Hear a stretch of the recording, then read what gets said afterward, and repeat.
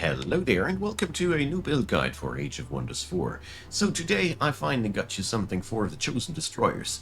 This is going to be hopefully not the last Chosen Destroyers build, because, well, it's a fun trade, isn't it? So I started out with Reavers, because I personally find, have the most synergy with this trait. If you are not into the picture, if you are playing Chosen Destroyers, a trait that you need to unlock, you cannot build cities, you can only destroy cities. So, let's move over to what I did there. We're playing a Necromancer build, and we're also playing something that can and will go out for war everywhere. So I went with a trait package that focuses on logistics and staying alive. Athletics allows us to get or recruited units from the hometown to the front line faster. This is the main thing here. You could interchange that for a lot of other traits. I personally just like that because it gives you a lot of strategical advantage and is fairly overpowered in my humble opinion. Fast recuperation goes into a similar venue. We are out of town most of the time. This allows our troops to be ready for battle whenever we want to. Now, as chosen destroyers, we get the ability to get a nice permanent income bonus whenever we raise a city. Raising a city is also the only thing we can do.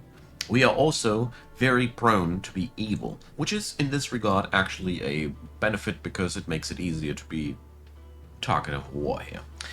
Anyways, we are also picking up here perfectionist artisans. I personally have my doubts that this was the most effective pick.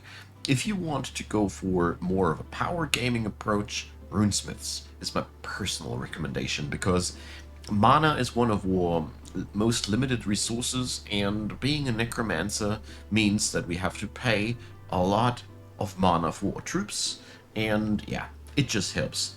But Perfectionist Artisans, on the other hand, if you want to play it, gives you right from the get-go a tier 3 unit. You get one of those really nasty tier 3 units right off the bat. And with the Reavers, this means you are able to bust down pretty much any camp right from the start.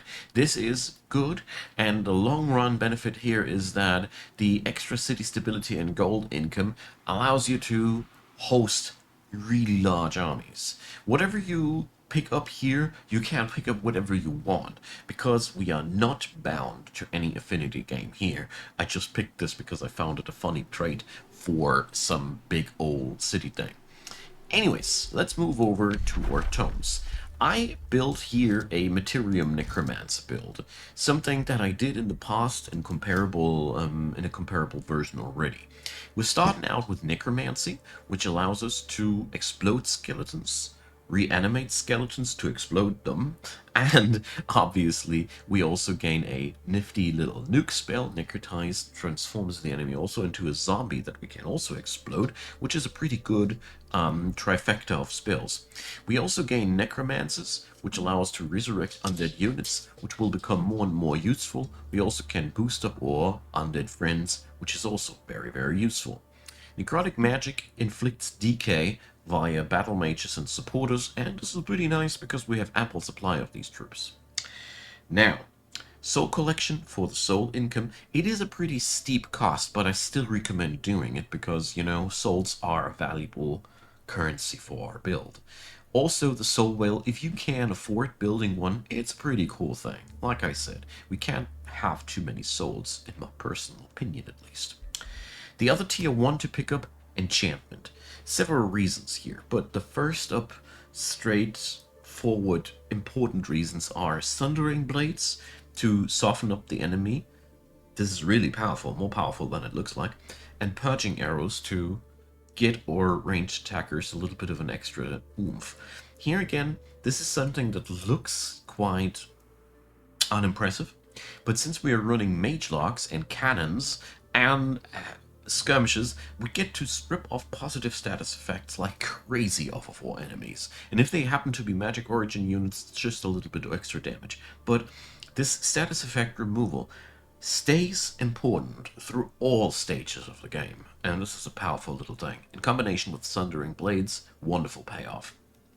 Awakened Tools is also extremely good for this build because we only have that one city, and making it more powerful in this regard, I love it. Copper golems can be summoned, and if they survive, they turn into bronze golems. Enough said. But you won't be using these too much in my personal experience. The spell tempered shields come in handy later when we have shield units. Before that, you can skip it. Rune Kava camps are cool because they crank out mana and draft. Both are really important resources for us. They also allow us to get a deployment location somewhere else. And yeah, for a metropolis like ours, this is a really, really useful little province improvement. With tier 2, we pick up artificing before we pick up souls, because your mana income will be most likely not good enough to get all the goodies out of there, but you decide.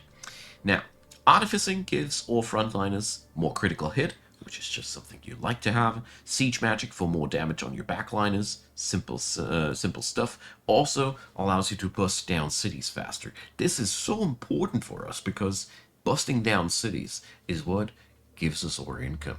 It's that important, therefore. Bolt repeaters and artisan fortifications to keep us safe and make the enemy less safe, and iron golems to get us a tier 3 frontliner that can hold the line for us. They're much better than the skeleton shield persons, so yeah, use them. Also, golem mines, cool stuff, they synergize again with quarries. Reavers are crazy about quarries, so we have a lot of economy synergy with the selection of tomes. I did a lot of thinking on that end, in all honesty. Tome of Souls next. So we gain Bone Horror Reanimation. This is personally, to me, the bread and butter takeaway of this, because it allows us to get ourselves, when we win stuff, tier 3 shock troopers that are insanely efficient for what they do. They also have low upkeep. But we also gain a spell that heals, or, well, negative. It's a difficult one. It's plus maximum. I find this a very weird one, but it's payable with souls, which is really good because you're constantly low on mana, believe me. So I like that one for what it does. Soulbinders for more wacky fun with or backliners. This is really cool, as in no time, this is 20% extra damage upgrade. And Corrupt Soul, yeah, as soon as you can summon these, you just need to be able to pay the mana upkeep and enjoy super powerful units. Undead Army Restoration, here again, soul payable, therefore valuable. Gains in value the longer the game goes. So, when we hit tier 3, I personally would recommend for you to go next up to the Materium side of things again, because it gives you a quick payoff. I personally found Terramancy an extremely viable pick, but in all honesty, Dreadnought and Transmutation would serve as well. I chose Terramancy out of several reasons here, but the most upfront reasons are nukes. So we can destroy people outright, stun them, which is really, really useful because we can convert stunned units. We can do a nice AoE nuke, and we get ourselves a really, really good unit that we can summon again. Nothing bad about the Iron Golem, but the Iron Golem is not summonable, so it has its disadvantages. And the Excavated Ley Line, yeah, you see here again, it's a quarry game. So this combination of tomes gives you as much mana out of your hometown as possible. It also cranks out a lot of production out of it, so we can play that perfectionist artisan playstyle. That's the intention behind it. So, we go afterwards for the Necromancy, Great Transformation, obviously. So, try to get yourself Whiteborn through as quick as possible, because from that point on, your Necromancers are much more efficient, you get lifesteal, and you are much more self-sufficient on the long run. This is just so powerful. Fetid Legion for a little bit more survivability and weakening the enemy. Bone Dragon Reanimation to get a little bit of a free B tier 4 dragon on the run. This is really cool if you get to slay tier 5 units. It's a good thing though, because our troops are all over the place, so you have a good chance of utilizing this with this build. More than with others, actually. Domain of Death, I love this because city stability is an invaluable resource for our playstyle. And yeah, that's a great structure. If you keep going with that, if you can't afford it, that is, it allows you to get a pretty respectable soul income. But yeah, not much more than that. And necrotic spires, if you ever get attacked, you'll enjoy how useful these are. If not, yeah, not good for anything. Anyways, with tier 4, you have the ability to choose again between Golden Realm, Crucible, and Severing, which are all good tomes in their own respect. If you don't have to choose for something in particular, I'd be vouching for Crucible, as it allows you to get this nice AoE explosive thing going on. It allows you to fortify your own city better, it gives you nuke spells, but in all realism, the mana costs are crippling on this one, so Golden Realm might be the smart choice, giving you a stupid amount of gold income, which is for this build really good because it allows us to facilitate larger armies. And in the other tier 4, obviously, we want to go for the Tome of the Reaper, which we will be able to unlock then. And this will give us fancy tier 5 Reapers. It allows us to get more soul income via sieging people, but mostly it's about Reapers marking for death and reanimation. This is really the strongest suit of this. Alright, there's really not that much more to explain. It's a very, very straightforward tome selection that focuses around summoning things, swarming stuff, and being good at economy. Now, let's talk roster. So, Harriers will be not really used by you, so don't hassle too much with printing them. If you want to print a tier 1 unit, I always end up being happier with the mercenaries because their drive back skill is just amazing. They also pierce the enemy's defenses, and since we have them on defense sundering duty, they do a lot of damage before they go down. They're a little bit costlier than the Harriers, but also much harder to kill. That's what I like about them. With tier 2, we gain access to the Overseers, which are touch healers, really good at that. But most importantly, we gain the ability to subdue people that are immobilized, frozen, or stunned.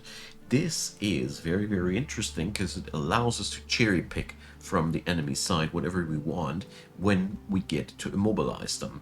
So immobilizing effects are highly desirable for us. Okay, the mage locks are your bread and butter ranged attackers. They don't have many enchantments, but what they got is all they need. They will have really the respectable punch that you know from these fellas, and they are just the all reliable backline of yours. Necromancers, I already went over these. I just want to mention here they don't heal stuff. They can, though, swarm the battlefield with people after they died, or resurrect your own undead after they went down, which is also really, really good. Either way, these are offensive supporters, not healers. Very important to stress that out. Alright, with tier 3 we get the really attractive troops. Dragoons are really, I personally think, the best that you can get for this build. Their capability of hitting like a truck when they get close to somebody, or just shooting for a boatload of damage and getting them into distraction, which means they're flankable, every single flip and turn and repositioning. Ah, boy oh boy. 2 or 3 of these guys are so powerful and so versatile. These are nuts. I love these. I love these guys a lot. Magelock cannons, on the other hand, are your good friends when you want to siege down cities and need some reliable AoE on the tier 3 side. They also cost war spoils, so that's that. But I personally think that this build is much happier spending its war spoils for subdued troops. Just my personal recommendation. When we go down for heroes, I went here for a Wizard King because necromancers just love being able to just cast a lot of spells. And since we have an alternative resource in souls, we also have the ability to just keep casting. It works. Ritualist came off as a very, very viable pick. Not only have we access to nice healing spells that are just amazing, because AoE healing is something that our culture really sucks at, and a Ritualist is such a help in that end. But it also happens that they get that Raise Undead skill, which is amazing. It is so good to have that on your hero as well, especially since your hero just gets a better version of all that.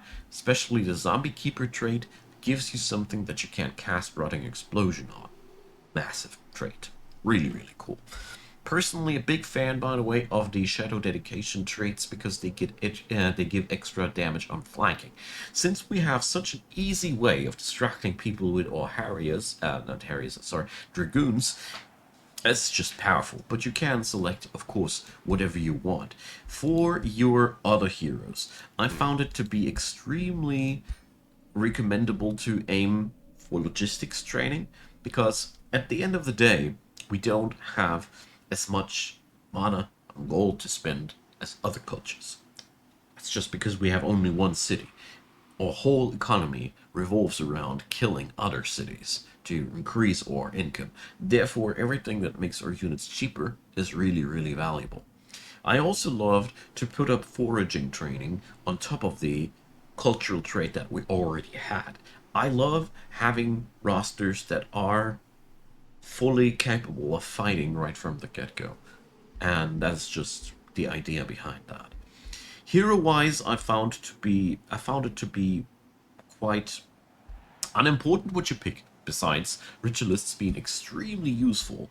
Mages have good nuke capabilities, but the fighter type heroes also excel at being hard to kill, which is also very, very desirable for our build. There's so many ways and means how you can utilize heroes, but have at least one ritualist. Personally think that the AoE heal and support route that they provide is probably the most important thing that this build needs. Now, spells, there's only one thing that I want to stress out. Get that engraving and focus going. Do you see how many of my troops are here? You see? The point here is, focused aggression means melees, marked targets, ranged attacks deal more damage to marked targets. This upgrades your entire tier 1 crap roster of skeleton archers and skeleton mages so massively. Theoretically, you can pump up their damage by 50%, but only if you have that one researched, so don't sleep on that. Yeah, apart from that, I really can't stress out how important it is to roll over cities whenever you can. This also means that it is important for this build to learn to have as many armies running around doing stuff at the same time as you possibly can do. This is also one of the reasons why I personally don't like playing this trait that much, because I suck at this type of pressure heavy playstyle. So whatever you do, you really want to keep an eye out on the next goal to bust down at all times. It even goes as far as to plan out where you will go. Here, for example, I did a horrible mistake by erasing this city because it was so far away. Look at this. It's at the very outmost corner. I took my majority of my Doom stack back there, and then I had no troops on this end to go for the much more savory area of the AI that declared war on me. So that was a mistake. What's important? Plan your wars over the first city that you bust down ahead, you know? Plan an entire campaign. Plan all the cities before you, I don't know, go back home or whatever you do. Another thing that is quite interesting, when you find wonders, building an outpost next to them and claiming them via a worker camp allows you to get the full bonuses from these. This is insofar interesting. I mean, this construction bonus, I think it goes to naught. It doesn't go for the next city. I'm not sure though. I never checked in all honesty. But no. But if you get anything like knowledge or mana, these count as far as I tried a while ago. It's a few versions ago, so please correct me if anything got changed that I'm not aware of. Anyways, this is a way of claiming these wonders. It does give you the Imperium income, and it gives you the Rally of Liege units there too. So you'll have, of course, to defend these places, and this is a little bit of a hassle, but in all honesty, It is a very, very low investment. Our Imperium setup allows us also to found outposts really fast and really cheap, so we can utilize that. When it comes down to our build, I really love to use Shadow Binding eventually for the Magic Origin unit upkeep reduction. Of course, the good old Knowledge Extraction. Interestingly enough, we have so much Shadow Affinity that we eventually can use All Seeing and Court of Whispers to crank out some mana out of the cities that we haven't destroyed yet. You have more Imperium than you can possibly spend at times. You can also consider investing that into heroes, which is also very, very useful. The Materium side of things allows you to get yourself cheaper construction of city structures, which is very, very appealing. You gain mana out of mines, which is also very, very appealing. Special province improvements granting gold, also very useful for us. And city stability for identical adjacent province improvements. All these things are really important for us because we'll have a stupidly large city at the end of the day. Right of Wealth is also really useful, and this entire tree here, I enjoyed it a ton. At the end of the day, you really want that stolen power thing too, because that is where your city conquest scheme goes crazy for real. We can also utilize the chaos traits for more troop generation for free, pillaging faster with more benefits. All these things are just good for your own gameplay there. You really can do a lot of shenanigans with that. So, last but not least, I need to stress out that it is insanely important that you have as many armies as possible and as many troops as possible at any point. Also, never shy away from building structures with gold. You'll have much more gold that you can than you can possibly spend. Also, never shy away from recruiting units with gold. Spend that gold. If you have gold like I have in these digits here, you gotta spend it. You really, really gotta spend it. Same goes for the Imperium. Don't let it lie around. Use it. Make stuff that you usually don't, because Chosen Destroyers means that you are very, very in a very, very unique playstyle. But never leave your hometown undefended also. It is very important. If you lose that town, you lose the game. And you need a way back for your troops. We don't play any tomes that give us a fast way back home. So this is something you really need to be aware of. But the wonderful thing here is it is also highly snowbally. The more cities you bust down, the easier it becomes to facilitate stupidly large armies. My personal go-to strategy was to just kill stuff until I have skeletons up, keep my armies here, keep my mana income as stressed out as possible, and have as many strong unit armies as possible, and just keep steamrolling wherever we go. That's the Reaver way. I will gladly do this for other cultures. Let me know in the comment section if you want to see. But this one deserves a rating. So I am putting this on a 7.5 out of 10 because I personally think that Chosen Destroyers can be stupidly powerful, but it shoehorns you into a very specific playstyle. It can be easily 10 out of 10 if you catch the snowball and you start destroying city after city after city, because then your knowledge income will be insanely high, your mana income will be insanely high, and basically with every victory you are able to resurrect new undead troops that you can use to either conquer new stuff, defend stuff, all the things. This build's success varies wildly on the difficulty level around you, how many cities you can quickly destroy, so many things that are unforeseeable, and due to its high reliance on outside factors, that's why I only put it on a 7.5. But if it gets the factors that it requires, this build is stupidly strong, snowballs out of control in no time, and either way, It's fun. If you haven't tried it out yet to play Chosen Destroyers, this is a very, very good reason to do so. So, let me know what you think in the comment section. Leave a thumbs up, consider subscribing, check out the description box. There's plenty of links in there. Feel free to check out the playlist link leading to all the Age of Wonders 4 info videos that I made. And, of course, feel free to support the channel financially. I deeply appreciate you folks doing so. Many, many thanks to all of you fine folks supporting Icon Gaming. I really appreciate your hard effort into supporting me. And of course, a lot of thanks for watching this video up until the very end. See you all next time, and have a good one. Bye bye.